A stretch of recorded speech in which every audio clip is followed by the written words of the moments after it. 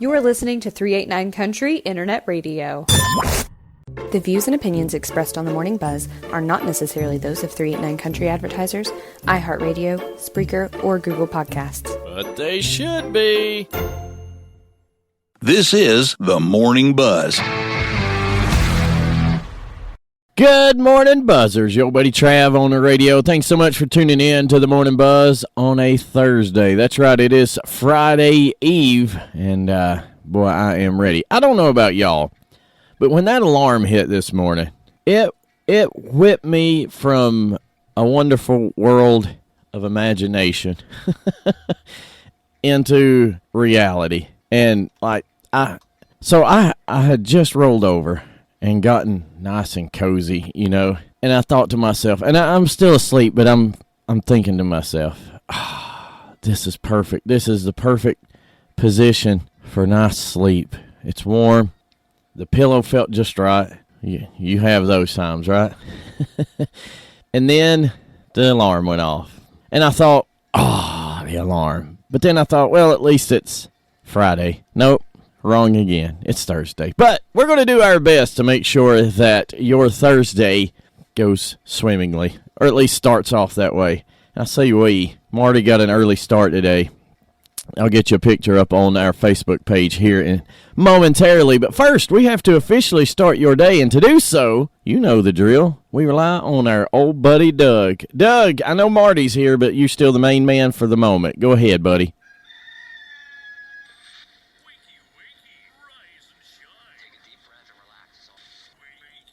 Today is Thursday. It is December the 14th, 2023, the year of our Lord. It is National Free Shipping Day. Now, not everyone participates, so if you're shipping something or ordering something, double check. And now I know why Marty came in early. It's National Monkey Day, or International Monkey Day, also known as Day of the Monkey, International Monkey Day, and World Monkey Day.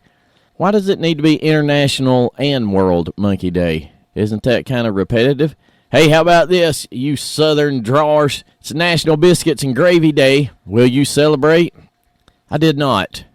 I had oatmeal, but biscuits and gravy for supper? Maybe. We'll see what the wife has in store. Let's see, what else we got? It's National Screwdriver Day. If you're headed to work, just pass on this day. I'm not talking about the tool, by the way. I'm talking about the kind that goes in a glass. And Roast Chestnuts Day. Chestnuts roasting. I don't think I've ever had a roasted chestnut. Have you? Anyway, moving on. On this day in history, back in 1774, first incident of American Revolution, 400 New Hampshire militiamen successfully attacked Fort William and Mary. In, 1911, Norwegian Roald Amundsen's Antarctic expedition is the first to reach the South Pole. And in 1995, the Dayton Agreement is signed in Paris by leaders of various governments, ending the conflict in the former Yugoslavia, including Slobodan Milosevic. Oh, yeah, I remember that name. And I'm not just kidding. This one, I don't know.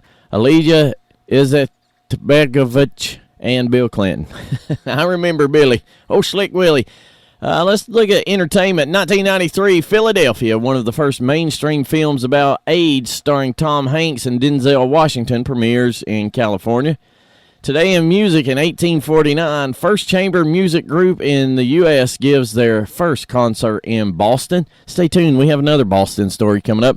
And from the world of sports, today in 1947, the National Association for Stock Car Auto Racing, is founded in Daytona Beach, Florida, also known as NASCAR. Happy birthday, NASCAR. And with that, it's time to take a look at your North Georgia Sign and Apparel weather report.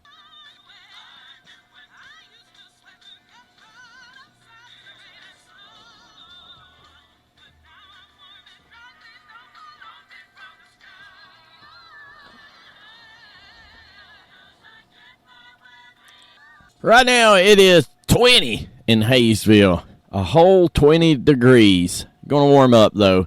Plenty of sunshine today. High of 59. For tonight, looks like a low of 28. looking at Friday. Friday. Plenty of sunshine tomorrow, high of 61, low of 31. Slim to no chance of rain either day. Taking a peek at Saturday, sunny to partly cloudy and pleasant, high of 57. Looks like rain may be rolling back in Sunday. We'll talk about that more tomorrow because who knows what it'll say tomorrow. And that is a look at weather. And with that, we have officially started your day. Today's show brought to you by our friends in Knoxville, or in Clinton, in Tennessee at Rusty Wallace Chevrolet. Make sure to tune in to John and Heidi. I know I will. I got to hear that story. Welcome back, Buzzers. Yo, buddy Trav on the radio. It is Thursday, so that means we will be counting down the top 10 songs from CDX charts. And we begin so with number 10, down one spot from last week. It's Riley Green with Luke Combs, Different Round Here. Riley Green with Luke Combs, number 10 this week, Different Round Here. Time now for the 411 for the 389 news from overnight. The U.S. Supreme Court yesterday agreed to weigh in on a lower court ruling that weakened the Food and Drug Administration's 2016 and 2021 decision to make the abortion medication mifepristone widely available. In other news, lawmakers in the U.S. House voted yesterday along party lines to approve an impeachment inquiry into President Joe Biden over allegations of financial misconduct. The move formalizes a probe launched by former Speaker Kevin McCarthy in September, which had languished in recent months. You know, it seems like when they decided to, when they were going to impeach Trump, all the times, it was like, hey, we're going to impeach Trump, and then bam, they impeached Trump. Now, for some reason, the Republicans, well, we have to approve a committee to consider to impeach Joe Biden. I'm not saying that they should or shouldn't. What I'm saying is that one party, whether you like it or not, one party gets things done, and the other, no, well, let's do this. Anyway, it's not hour two. This is the happy hour. And good news, pregnant ladies. We're going to talk about this more later. Cambridge researchers discovered a single hormone produced by the fetus is the major cause of morning sickness, the persistent first trimester nausea and vomiting that affects more than two-thirds of pregnant women. The breakthrough is expected to help prevent the condition as well as the severe form of the condition, which often leads to weight loss, dehydration, and miscarriage. So, good news there. And that is a look at the 411 for the 389 on this Thursday, December the 14th. It's December. It's National Chestnut Day. I think it's perfect time for the Christmas song. Here's Dylan Scott. Dylan Scott, the Christmas song. That makes it feel like Christmas. I think that song to me is the one that, listen, Dylan Scott does a great job, but Nat King Cole's the only way to go. I hope you're having a great Thursday morning as you get ready to head out to the office, to the job site, to the store. Heck, maybe you're headed to a school somewhere. At some point today, dear friends, you are going to find yourself in the presence of those who make it abundantly clear to you that they need to be educated in the ways of this world. And when that moment happens, dear friends, I want you to be able to look them dead in the eye and say, losers, I bet I'm smarter than you. And I can prove it. And then hit them with this. And turn it up when you hit them with it. Turn it up so you can hit them hard with it. Did you know Mozart once sold more CDs than Beyonce? It's true. It's true. This friendly competition between two musical greats may sound like a pipe dream, but it's one of the interesting facts that actually happened. The Universal Music Group released a box set for Mozart's 225th death anniversary in 2016, with 200 discs of Mozart's work in each set. 200 discs. Each disc was counted as one CD sold. So you had to buy the whole 200. So it didn't take many sales to get up there. Beyonce and Mozart, rivals. Who knew? And then, once you have left them wowed, nay, slack-jawed with your superior knowledge, I want you to hit them with the old 1-2 punch. Look at them again and say, not only am I smarter than you losers, I am funnier too. And then drop this on them. A kindergarten teacher was observing her classroom of children while they drew. She would occasionally walk around to see each child's artwork. As she got to one little girl who was working diligently, she asked what the drawing was. The girl replied, I'm drawing God. The teacher paused and said, but no one knows what God looks like. Without missing a beat or looking up from her drawing, the girl replied, well, they're about to. Here's King George he saw God today. George Strait, I saw God today. How about a little Shooter Jennings, the real me? Thanks for listening to the Morning Buzz. Don't you go anywhere. I'll be right back. I don't know why there was silence there. Surprised me. Welcome back, Buzzers. It is time for sports. And today, we take a look at college basketball. The Mountain Lions men's team defeated the Patriots yesterday afternoon as 750 spectators watched Carl Cleveland record a 33-point double-double. Education Day in the Enchanted Valley brought students from 5 different school districts to cheer on the Mountain Lions to victory. And Hayesville Middle School was one of those schools. Carl Cleveland scored 33 points, grabbed 10 boards, and recorded 2 assists for a double-double. The other 3 leaders in points for Young Harris College are all first years in the program. Kobe Ash, Cole Deptula, and buddy, no way I can pronounce that name. Sorry. Each scoring over 10 points. So Young Harris is now on a 6-game winning streak, improved to 6-3 this season and 2-0 in the conference. Francis Marion dropped to 3-6 and 1-1 in conference play. So congratulations to the Mountain Lions. The ladies did not fare as well, unfortunately. The Mountain Lions fell to the Patriots. Let's see, what was the final? 75-60. So Jamaria Frederick and Trinity Edwards led the Mountain Lions with 13 points each. Lauren Taylor led Francis Marion with 22 points. Young Harris College was outshot 44.6% to 33.8%. So now the ladies fall to 3-7 on the year, and let's see, Lions return to action on Saturday to face UNC Pembroke in Pembroke, North Carolina. And that's a look at sports, brought to you as always by our friends at the Clay County Recreation Center. Go ahead, fella, tell them all about it. Looking for a way to become more active? Check out the Clay County Recreation Center. From walking and biking trails, to a workout room, to a state-of-the-art pickleball court, the rec center has something for all levels of physical activity. They even have an airfield for RC pilots. And don't forget about all the sports leagues for the kids. Visit the center at 333 Ballpark Drive in Hayesville or call 828-389-0368.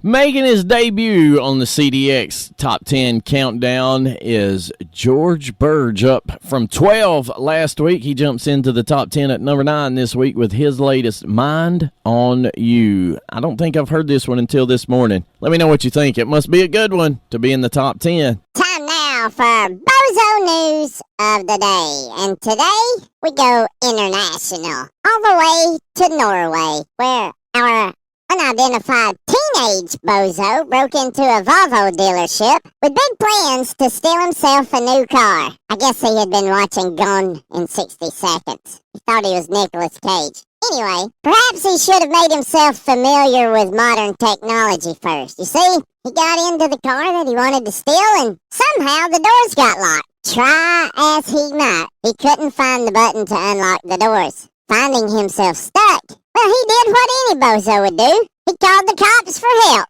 He was freed and then arrested. Buddy, just keep pressing buttons until it unlocks. I mean, here's a novel thought.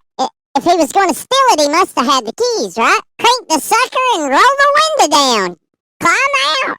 Go through the trunk. They have a safety mechanism. Listen, if you ever find yourself locked in a car, for whatever reason, don't kick the windows out. Don't act foolish. Go into the back seat, pull the back seat down, crawl in the trunk, and pull a little emergency handle, and poof, you're out. Now, I'm not trying to help people who are trying to steal cars. I'm just trying to help maybe Meemaw, who somehow gets locked into her own car. And I don't know if SUVs have that safety mechanism, but I believe I could find a way of getting out before I called the law. 911, what is your emergency? Yeah, I'm stealing a car down here, and I'd be dogged if I didn't lock myself in. Could you send a locksmith? Yeah, we'll send a locksmith. It'll have blue lights on the truck, too. That sounds great. Thank you so much. What an idiot. Montgomery, I did it again. That's better. It's a little chaotic in here this morning. Marty trying to take my job, and now I don't know where he is. He's rattling around somewhere. Montgomery Gentry, something to be proud of. Hey, are you a Starbucks drinker? Pay attention, if so. A recent study found Starbucks festive-themed hot drinks have the same amount of sugar as 3 cans of Coca-Cola. Y'all, 3 times the amount of sugar as a can of Coke goes into these holiday-themed Starbucks drinks. And then you wonder, I don't know why I get so jittery, and then at 2 o'clock in the afternoon, I can't even function.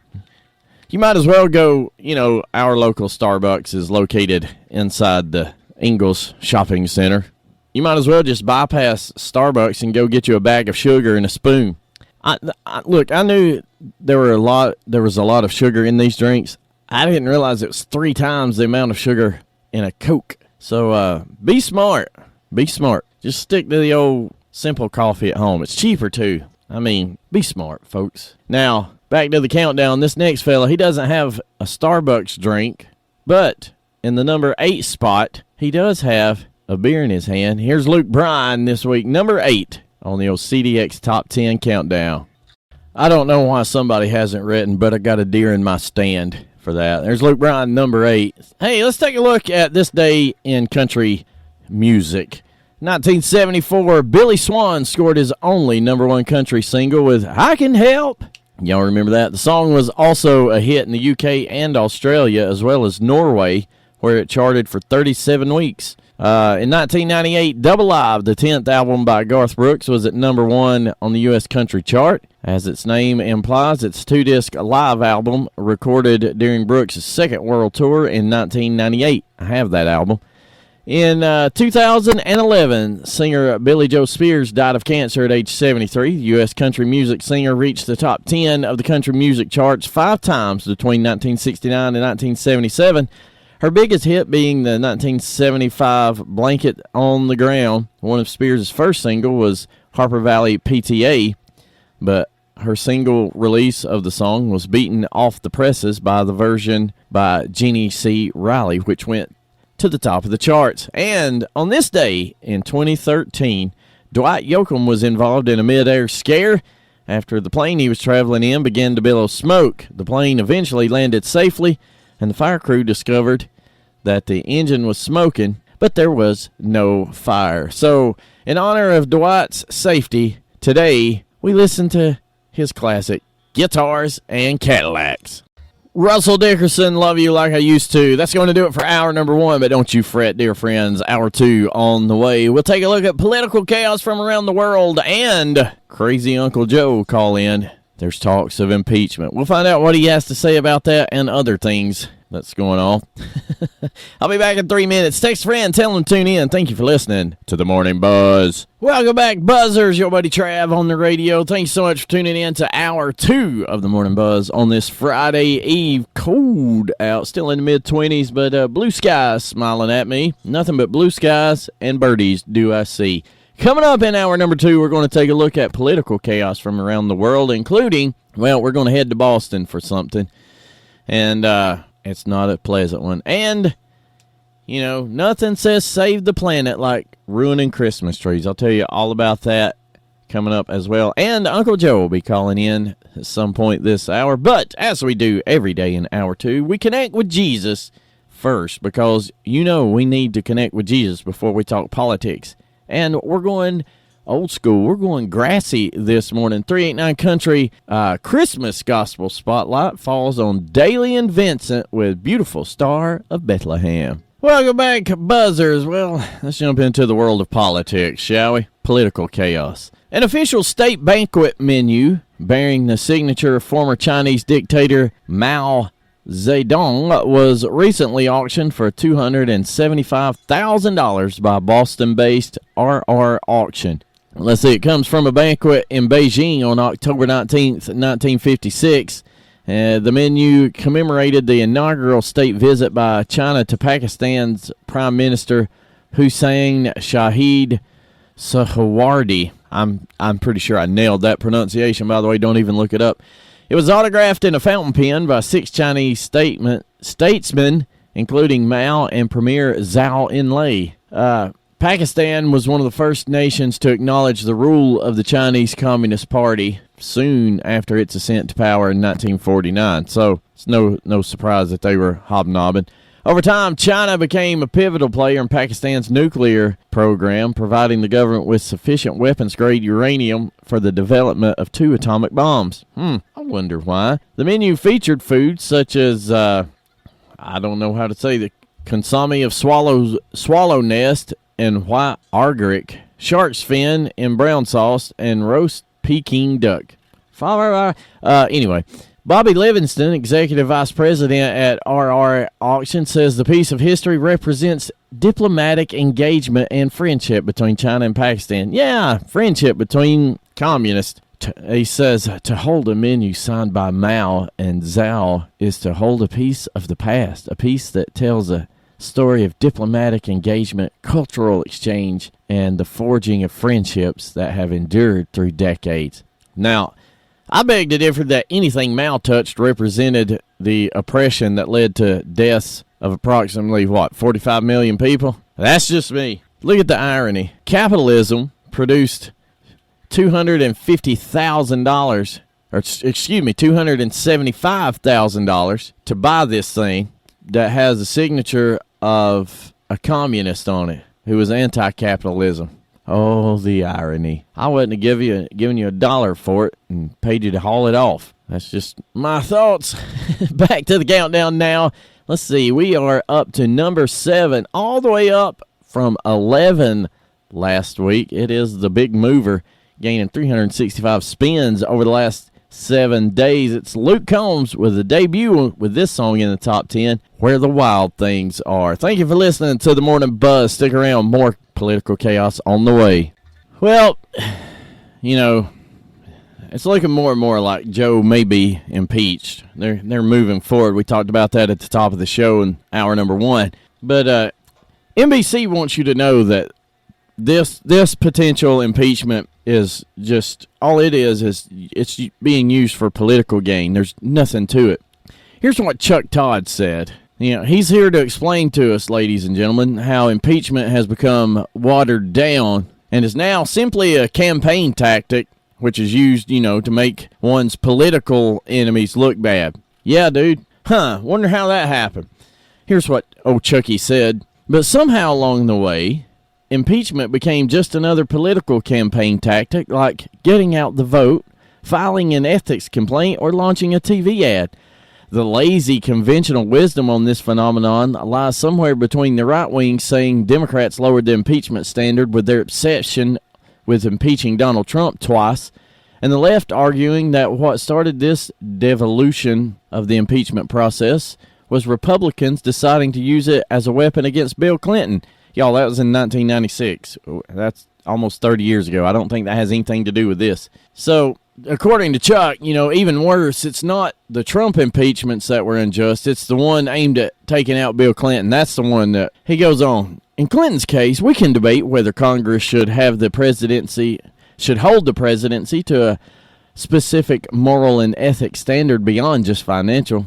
I think, in hindsight, the country decided that while it didn't approve of Clinton's personal behavior toward women, it wasn't enough to prompt the equivalent of a political death penalty. That's because he was a Democrat, that's why. But compared to the other 2 impeachments that followed, the Clinton impeachment certainly looks like small ball. And then there are the 2 Trump impeachments, both of which were launched over noble concerns. Noble concerns, y'all. And then he goes on and says, the first impeachment, here, let me kill Joe. Well, you know what I mean. Pay attention to this. He says, the first impeachment was about fears the president was using American taxpayer dollars to coerce a foreign country, Ukraine, into creating the illusion of wrongdoing by Joe Biden by opening an investigation into Biden and or his son. Fast forward, what are we finding out? Oh, that Joe Biden and his son were, using Ukraine and China to make money. That's wrongdoing. It wasn't that Trump was trying to coerce Ukraine. It's that Trump was wanting to know, hey, what was going on here? And for that, they impeached him. What a noble cause for, trying to shine light on the dark backroom doings. And then Chucky goes on, the second impeachment also clearly fell into the category of a political crime. Incitement of insurrection, according to one charge, for the purposes of trying to stay in office despite the results of the election. There's no insurrection, no weapons. Can't have an insurrection without a weapon. Also, hard to think that it was forceful takeover of the Capitol building when we have video of Capitol Police opening the doors, unlocking doors, and escorting the people through the halls. Man, what an insurrection. So, as you can see, this is comedy gold. But now, let's look at what he says about Biden's impeachment. This brings me to the coming Biden impeachment. The actual facts don't come anywhere near any of the three other modern presidential impeachments. There were no facts. Hey, there were no facts in the Trump impeachments. Why do you think that they would have loved to have ripped him from office? Why do you think they didn't? No facts. And this one, there are facts. Anyway, back to Chucky Boy. Actual facts don't come anywhere near any of the three other modern presidential impeachments. The accusations against Biden haven't been confirmed or proved by anyone. Keep in mind, they impeached Trump the first time on the dossier that was developed by the Clinton clan, right? That's where it all came from. Just totally made up, and we went to impeaching. And now we're going to talk about there are no accusations have been proven. Now House Republicans appear to be moving toward impeaching Biden for what he could have done, in this case profiting off his brother and son efforts to profit off their association with him. But House Republicans have failed to unearth any proof that Joe Biden profited from, let alone directed, what his son Hunter or his brother James were doing in their business dealings with foreign clients. Really? What about 10% for the big guy? That doesn't jump off the page at you there, Chuck? No? Well, all right. Y'all, listen, this is going longer than I planned, but it's okay. Here's a list, courtesy of House Speaker Mike Johnson, of the accusations against President Biden, okay? From 2014 to 2019, Biden family members and their affiliate companies received more than $15 million from foreign companies and foreign nationals in Ukraine, Russia, Kazakhstan, Romania, and China. Biden business associates received an additional $9 million. All right. Also, there are at least 22 examples of Joe Biden speaking with or meeting with Hunter Biden's foreign business associates. Also, President Biden and the White House have lied multiple times about his involvement in his family's business schemes. I haven't talked at all about Hunter's business. I haven't. Well, we've got you here. We've got him text messaging saying, hey, Dad's sorry he couldn't stay with us longer. It wasn't me. I'm not his dad. And then we have last week, investigators released information showing payments to Joe Biden from Hunter Biden's business account, which was funded by payments from China. Investigators are also released an interim report detailing the special treatment Hunter Biden received from Joe Biden's Justice Department. And a credible FBI source relayed information about an alleged bribe Joe Biden accepted during his time as vice president. I am shocked. Now, these accusations refute the president's repeated claims that he had no knowledge of his son's foreign business dealings and that his son had not made money from China. You know, I could go on, but at this point, it's not that Chucky Boy here doesn't know what's going on. It's that Chucky Boy is just flat out lying to try to protect Joe Biden. That's all it is. That's all it is. Mainstream media is nothing but propaganda. It's the marketing arm of the liberals. That's all it is. Speaking of impeachments, here's Lauren Elena with Georgia impeachments.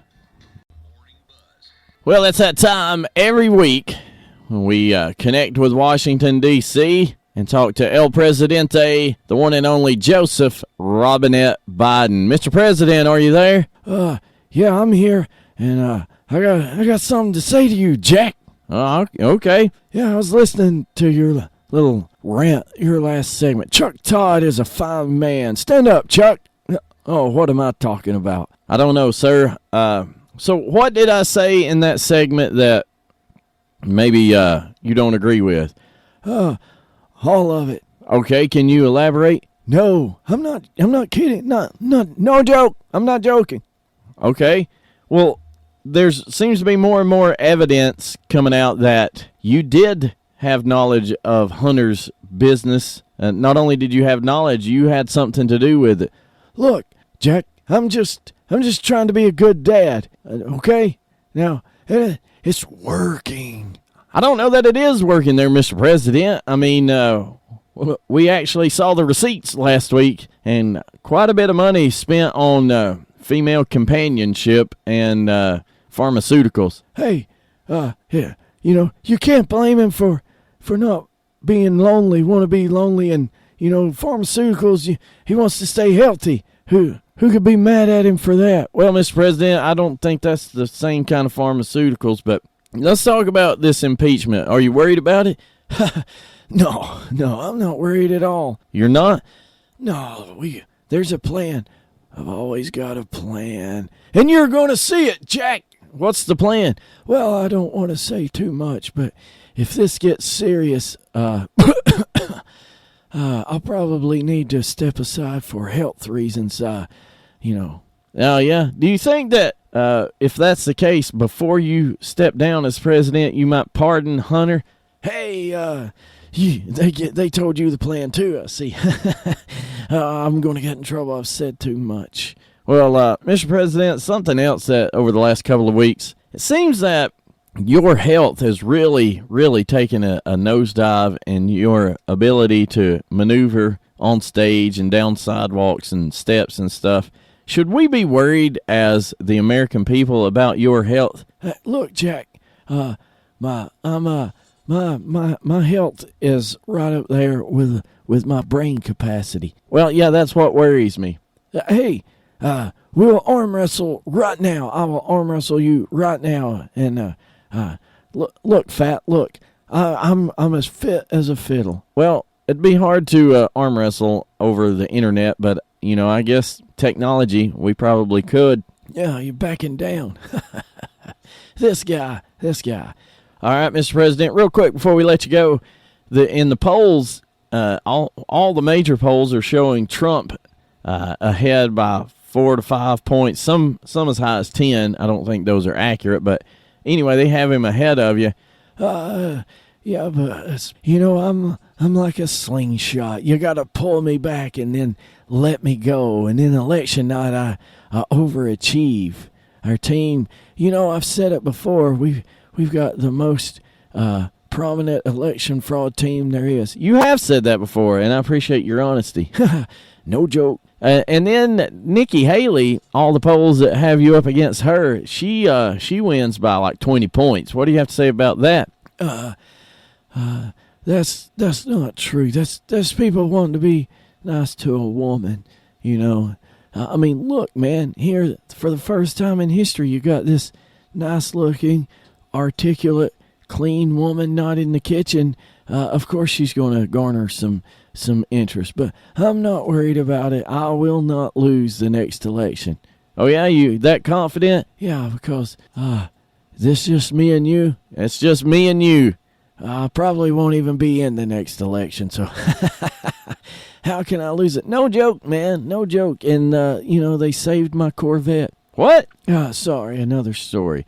All right, Mr. President, I know you always like to introduce the next song every week, and it is the countdown song, and we are up to number 6, and it's Cody Johnson with The Painter. I was a country music DJ in Johnson City, Tennessee for 40 years. Oh, were you? Yeah. Ladies and gentlemen, here's Bob Ross with The Painter. Rain Johnson, All I Want for Christmas. Well, back to political chaos. Protesters spray paint public Christmas trees across Germany. Why? Well, in a bid to address climate change. Duh. Okay. These people, gosh, they're so annoying. I mean, here it is, the most wonderful time of the year, and they're out here in Germany painting Christmas trees with anti-human pessimism, which apparently that comes in the form of orange spray paint. I mean, these trees are beautiful, huge. They're huge. And these nuts, these climate cultists, spray paint them with orange spray paint. Now, you'd think these people had jobs or something to occupy their time, but you'd be wrong, apparently. This is their job, spray painting Christmas trees because they're mad at the sun. It's getting hotter. No, it's not. Yes, it is. No, it's not. Look at information from NASA and NOAA. Since 2015, temperature's actually gone down. No. Yep. No. Yep. No, global boiling. Nope, global nothing. But you know, it's my fault for using facts, stats, and logic. But more of these bozos popped up all around Germany, and they look exactly how you would think. Like, how does this... They're called We Call. This is what they put out on X. Let us do everything peaceful together to prevent a world that is 3 degrees hotter.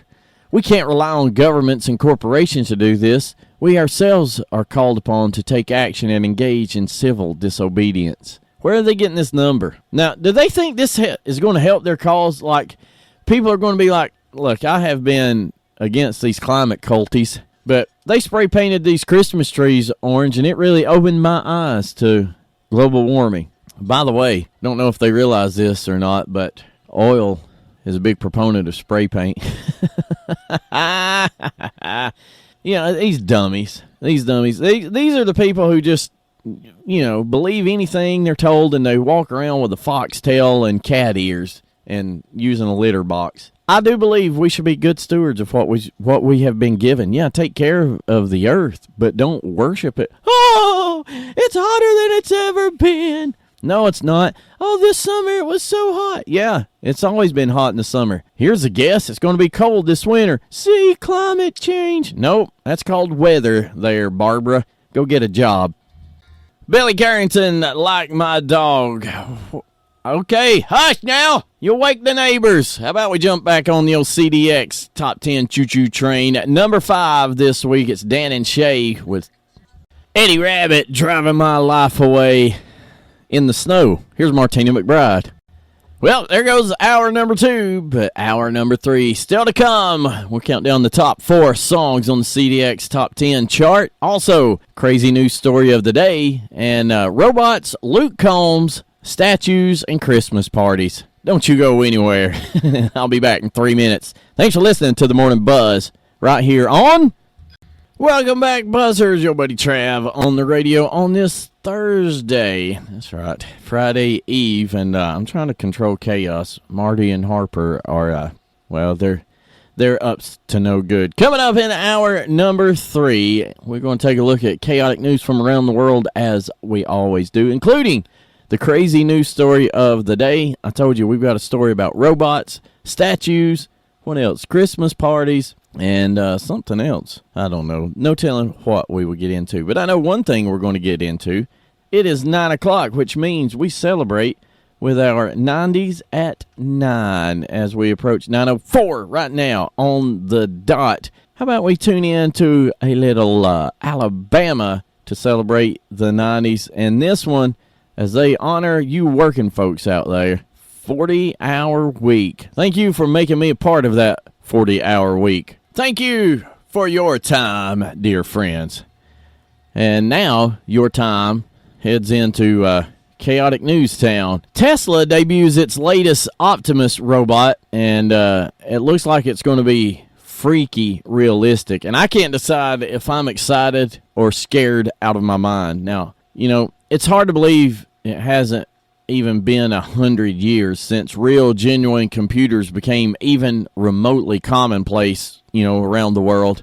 And now we have this Optimus. I'm watching a video of it right now. You had Bumblebee in 2022. Optimus Generation 1 was in 2023. And now the new Optimus, y'all, it looks plastic and carbon fiber, but it has the same form of a human, 2 arms, 2 legs, you know, and its abilities and its movement, like it moves like a human. I mean, you know, now some of its movements, it's doing squats here, and it looks like maybe how Grandpa would do squats at the gym. But for a humanoid robot, that's pretty impressive, right?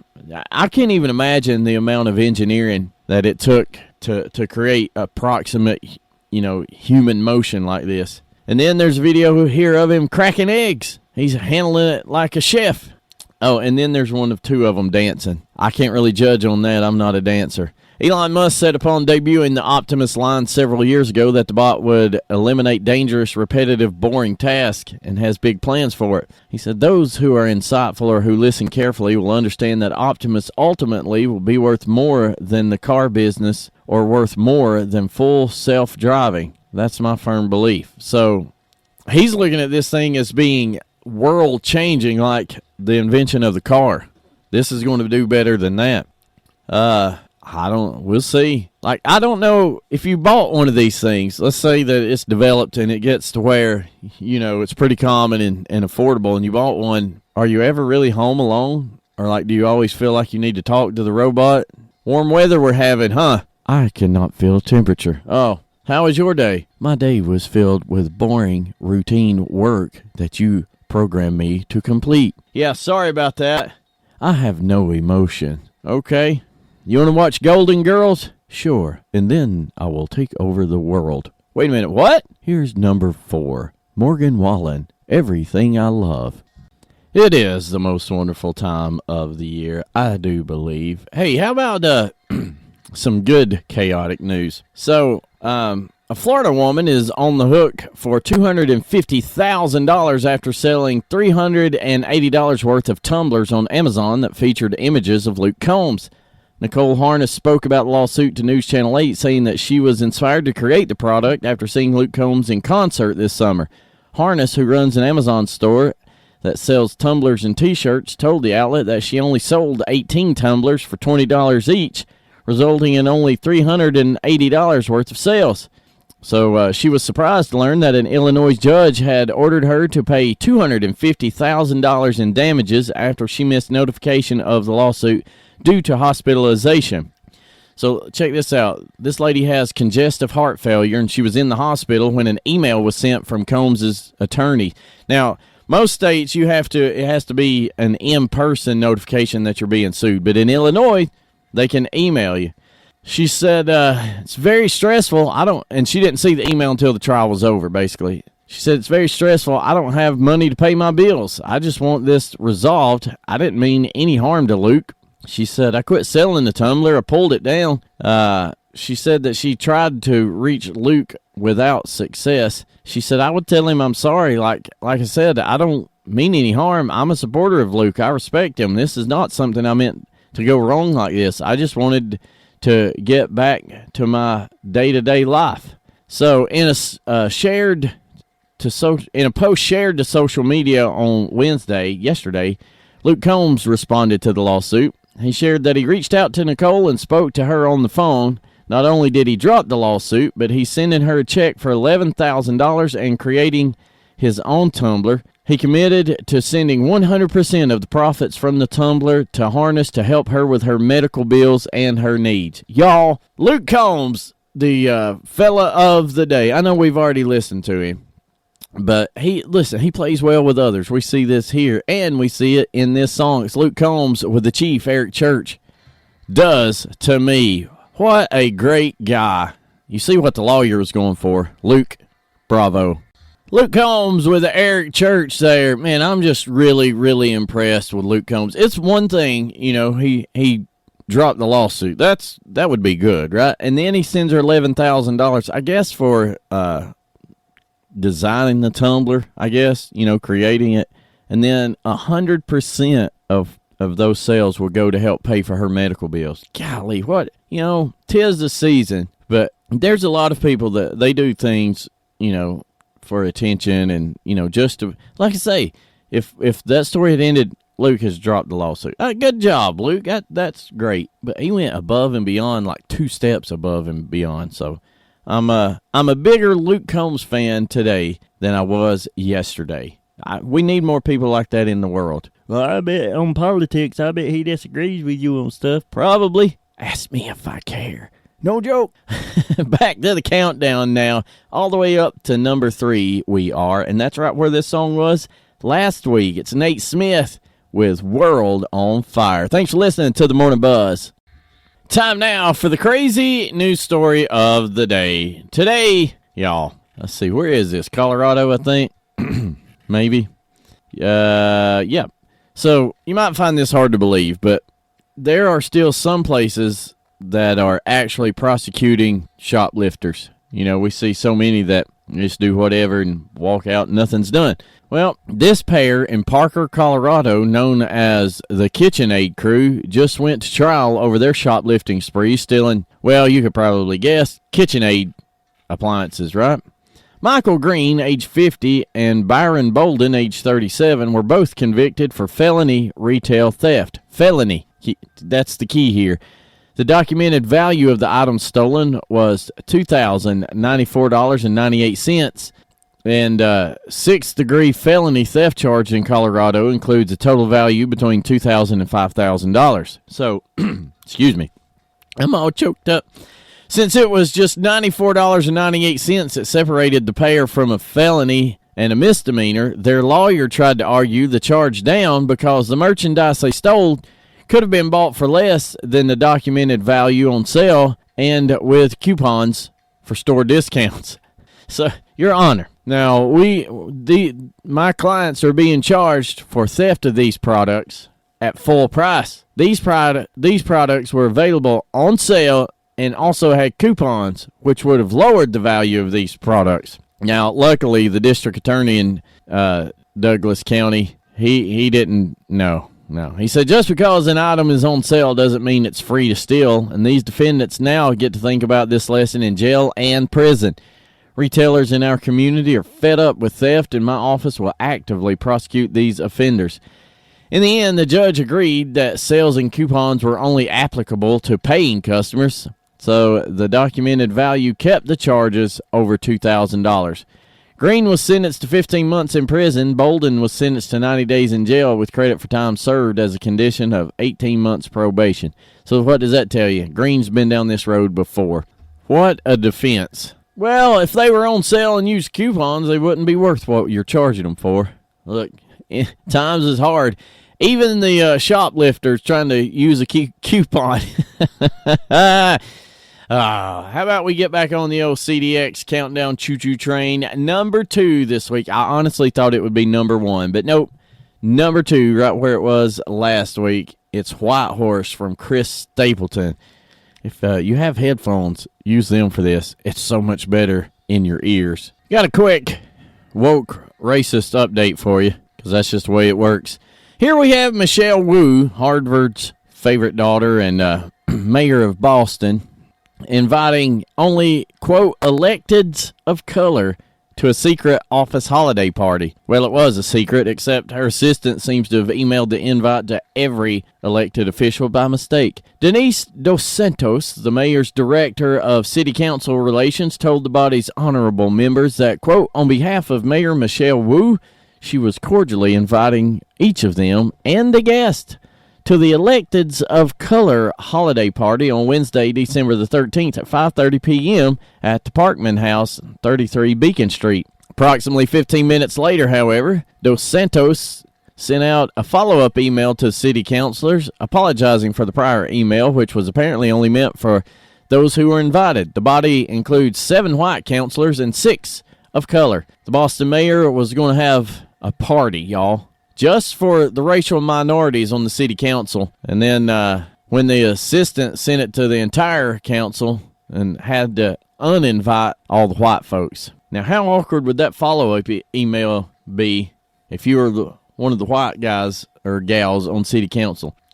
Councilor Bryton Worrell, who is black and was vying for the council presidency before tentatively agreeing to become the body's vice president next term, defended the invite, however, saying that the holiday party is simply another example of reflecting all kinds of specific groups. We make space and spaces for all kinds of specific groups in the city and city government, Worrell said in a statement. This is no different, and the elected officials of color has been around for more than a decade. Okay, cool. So the all the white members of the council, I guess, could send out, hey, all of us whiteys, we're going to have a honky Christmas party. Now, if you are non-honky, you stay. That would be fine, right? Why not? Why not, Boston? You know, we look at Martin Luther King Jr. as a warrior for civil rights, and his whole fight was that everybody could get together, no matter your race. And now we've come full circle to where we need to separate people by race.